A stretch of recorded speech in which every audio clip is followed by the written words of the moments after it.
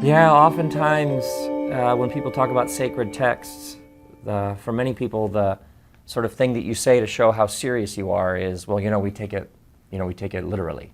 But that actually has caused an extraordinary amount of destruction in the world. So I begin with, I try to take it literally. So if it's a poem, then it's a poem. And if it's a letter, who wrote it? And when did they write it? And who were they writing it to? What was the world like at that time?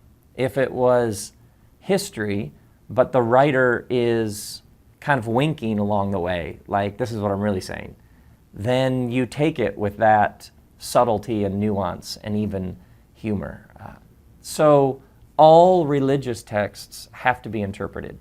And the really dangerous thing is when someone says, I'm not giving you my opinion, I'm just telling you what it says, because that's actually their opinion. If you deny human agency, it generally leads to some sort of oppression or exploitation. So everything gets way more interesting when you start reading it literally, because you then don't have to do those awkward explanations. One of the greatest examples of this is there's this ancient story about Jonah who gets swallowed by a fish. Not a whale, a fish. But that's what it says in the ancient text. And so the question often becomes a debate about whether or not a guy really got swallowed by a fish. And you have the literalists going, it says he got swallowed by a fish, he got swallowed by a fish. And then you have the others going, no, it's a larger metaphor. But what's interesting is the story begins, the Assyrians were the worst neighbors. They were the cruel oppressors who had made life miserable. And so this man Jonah is told, go and bless Nineveh. And Nineveh was the capital of Assyria. So the story begins with a man being told, go bless your worst, most heinous enemy. And he doesn't. He goes the other direction. He runs away, which I think the original audience would have cheered this man Jonah on. You go the other direction. Whatever you do, don't go bless the person who has made your life a living hell. So he eventually gets on a boat, there's a storm, he's thrown overboard, and he's swallowed by a fish.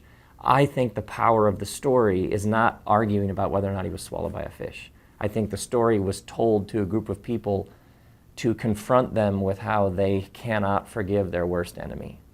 And will the past and the wounds that you have suffered define you and hold you back?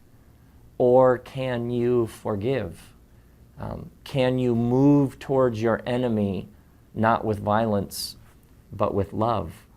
Do the things that have happened to us define us? Or is there a love that can transcend even this?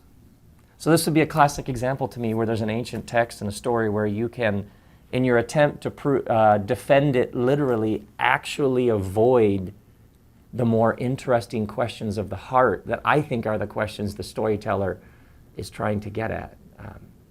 And yes, in our world to this day, taking some of these texts literally has caused so much violence. You read the ancient text, you also use your mind, you listen for what new thing might be happening in the world. You read it as a fully orbed experience, and then it actually gets quite inspiring.